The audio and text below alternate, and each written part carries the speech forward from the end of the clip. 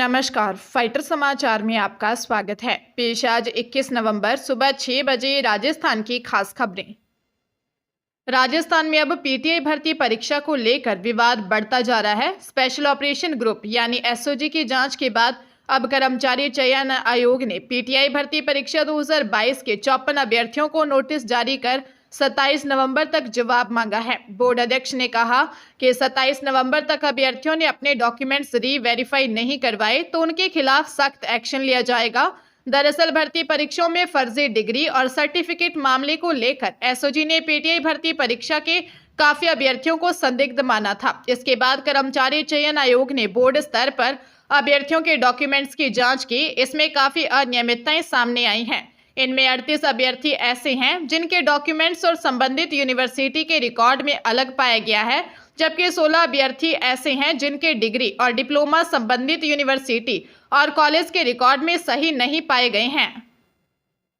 राज्य निर्वाचन आयोग ने 49 नगरीय निकायों में खत्म हुए कार्यकाल को देखते हुए चुनाव की तैयारियां शुरू कर दी हैं। आयोग ने सभी जिला निर्वाचन अधिकारियों को पत्र लिखकर अपने अपने क्षेत्र में निकायों के अनुसार वोटर लिस्ट तैयार करने के लिए कर्मचारियों की नियुक्ति करने के आदेश दिए हैं। बता दें कि राजस्थान की भाजपा सरकार ने प्रदेश में स्थानीय निकायों के चुनाव एक साथ कराने की बजट में घोषणा की थी।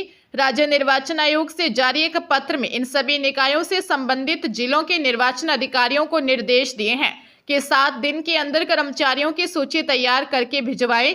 उन्होंने कहा, हो सके तो कर्मचारी की नियुक्ति उसी वार्ड या भाग में लगाई जाए जहां वह पद स्थापित है, ताकि वोटर लिस्ट बनाने का काम अच्छे से हो सके।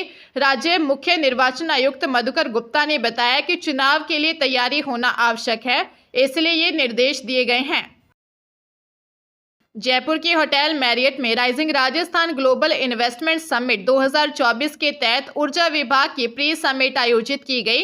इस अवसर पर अक्षय ऊर्जा क्षेत्र में निवेश के लिए लगभग 6.5 लाख करोड़ के एमओयू साइन किए गए। सीएम भजनलाल शर्मा ने कहा कि राइजिंग राजस्थान ऊर्जा विभाग ग्लोबल प्री इन्वेस्टमेंट समिट में लाखों करोड़ के एमओयू साइन किए गए हैं। किसी देश या प्रदेश के विकास के लिए कुछ प्रमुख आवश्यकताएं होती हैं। अगर हम इन आवश्यकताओं को लेकर चलते हैं, उससे सुनिश्चित तौर पर ग्रोथ होती है। जमीन, पानी और ऊर्जा की हर सेक्टर को आवश्यकता होती है। हमारी सरकार को आए 11 महीने हो चुके हैं। राजस्थान के अंदर बहुत बड़ी संभावनाएं हैं। राजस्थान को अग्रणी राज्य कैसे बनाएं, इस पर काम किया जा रहा है। यहाँ पानी की कमी थी तो हमने ईआरसीपी, यमुना जल समझौता जैसे बड़े काम किए। पाली जिले के पाली जोधपुर हाईवे पर हुए सड़क हादसे में 2 महिलाओं सहित 4 लोगों की मौत हो गई। रोहट थाने के हेड कांस्टेबल मल्लाराम ने बताया कि गाजनगढ़ टोल नाके के निकट हादसा हुआ। घायल अशोक को परिजन पालनपुर गुजरात के प्राइवेट हॉस्पिटल से जोधपुर ले जा रहे थे।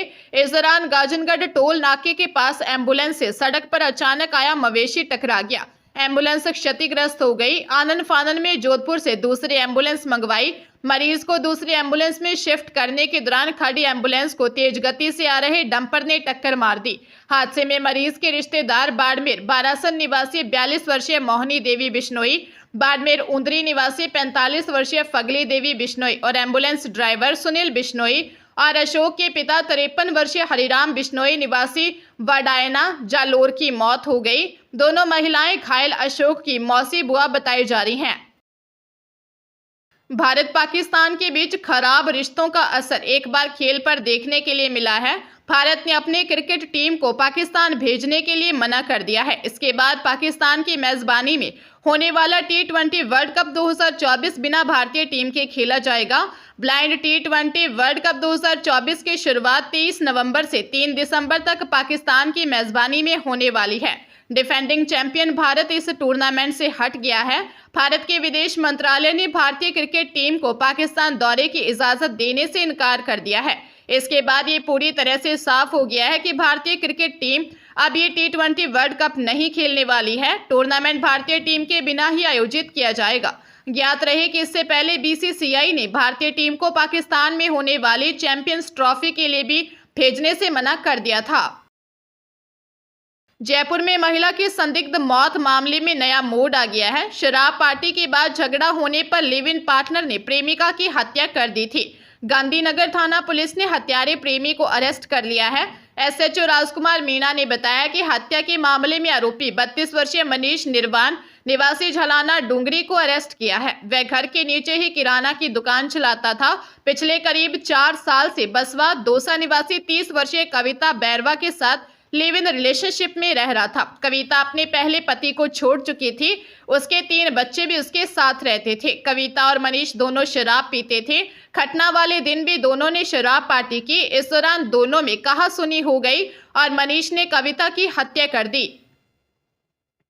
पूर्व मुख्यमंत्री अशोक गहलोत ने कहा कि प्रदेश में जिस तरह की घटनाएं हो रही हैं, उससे लग रहा है कि राज्य सरकार पर विश्वास खत्म हो गया। उन्होंने देवली उनियारा विधानसभा से निर्दलीय उपचुनाव लड़ रहे नरेश मीणा, शिव बाड़मेर से निर्दलीय विधायक रविंद्र सिंह भाटी के साथ ही प्रदेश की भाजपा सरकार को भी नसीहत देते हुए भाजपा सरकार पर कांग्रेस की पूर्ववर्ती सरकार को गिराने की साजिश का भी आरोप लगाया। गहलोत पीसीसी में हुए कार्यक्रम के बाद मीडिया से बातचीत करते हुए कहा कि देवली उनियारा में जो हुआ वह दुर्भाग्यपूर्ण है। सवाल इस घटना का नहीं बल्कि सवाल यह है कि प्रदेश भर में इस प्रकार का माहौल बना है।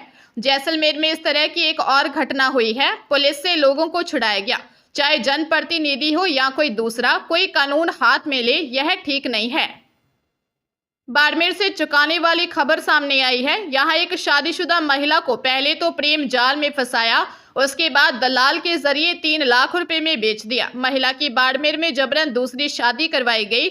इस संबंध में महिला के पहले पति और सास ने बाड़मेर एसपी से मदद मांगी है। पुलिस ने कहा कि महाराष्ट्र के पालघर में 29 वर्षीय व्यक्ति ने दावा किया कि उसने 3 साल पहले एक मंदिर समारोह में पीड़िता से शादी की थी, जिससे उसका 2 साल का बच्चा भी है। शादी के बाद पति पत्नी में विवाद हो गया। इसके बाद महिला का आरोपी से अफेयर हो गया, जिस कारण पति पत्नी में झगड़े होने लगे। इसके बाद पत्नी अपने प्रेमी के साथ भाग गई। कुछ दिन पहले उसकी पत्नी ने फोन कर बताया कि गुजरात के दलाल राजू ने उसे बेच दिया है। पुलिस ने बताया कि महिला को सखी केंद्र में रखवाया गया है और महिला के माता पिता के आने के बाद आगे की कार्रवाई की जाएगी। नेशनल टेस्टिंग एजेंसी ने देश की सबसे बड़ी इंजीनियरिंग प्रवेश परीक्षा जॉइंट एंट्रेंस एग्जाम मैन के जनवरी सेशन की ऑनलाइन आवेदन तिथि को बढ़ाने से इनकार कर दिया है। आवेदन की अंतिम तिथि कल 22 नवंबर है, लेकिन कैंडिडेट ओबीसी और ईडब्ल्यूएस कैटेगरी के सर्टिफिकेट को लेकर आ रही दिक्कत को लेकर अंतिम तिथि बढ़ाने की मांग कर रहे थे। दूसरी तरफ नेशनल टेस्टिंग एजेंसी ने ऑनलाइन करेक्शन विंडो ओपन करने के लिए भी नोटिफिकेशन जारी कर दिया है। यह करेक्शन विंडो 26 से 27 नवंबर को ओपन की जाएगी। एजुकेशन एक्सपर्ट्स के अनुसार फिलहाल एनटीए के दिशा निर्देशों के अनुसार 22 नवंबर तक कैंडिडेट आवेदन कर सकेंगे। वही अपनी फीस रात 11:50 तक जमा कर सकेंगे। इसके लिए candidate online debit, credit card, net banking और यूपीआई के जरिए फीस जमा कर पाएंगे। बाड़मेर जिले में 2 दिन से घर से लापता युवक का शव उसके दोस्त के घर पर बिस्तरों के नीचे दबा मिला। इसके बाद इलाके में सनसनी फैल गई। जानकारी मिलने पर पुलिस, डीएसटी, एमओबी टीम मौके पर पहुंची। घटना बालोतरा के बायतू थाने के पन्नावड़ा गांव की है। फिलहाल पुलिस पूरे मामले की जांच पड़ताल कर रही है। पुलिस ने मर्डर का अंदेशा जताते हुए आरोपी दोस्त की तलाश शुरू कर दी है। ऐसा बताया जा रहा है कि मृतक उधारी के रुपए लेने के लिए आया था। इसके बाद अनबन होने पर मर्डर कर दिया गया। हालांकि पुलिस पूरे मामले की बारीकी से जांच पड़ताल कर रही है। पुलिस के अनुसार पचपदरा थाने के जानियाना गांव निवासी 26 वर्षीय तग्गाराम 17 नवंबर से लापता था। फिलहाल पुलिस ने शव को बायतू हॉस्पिटल की मोर्चरी में रखवाया गया है। परिजनों की रिपोर्ट पर आगे की कार्रवाई की जाएगी। जोधपुर रेंज पुलिस की साइक्लोनर टीम ने एएन और वन रक्षक भर्ती परीक्षा 2020 फर्जीवाड़े के मामले में 2 भाइयों 34 वर्षीय दीपक बिश्नोई निवासी विष्णु नगर लूनी और इसके मौसेरी भाई 22 वर्षीय मनोहर बिश्नोई निवासी रोहट पाली को गिरफ्तार किया है।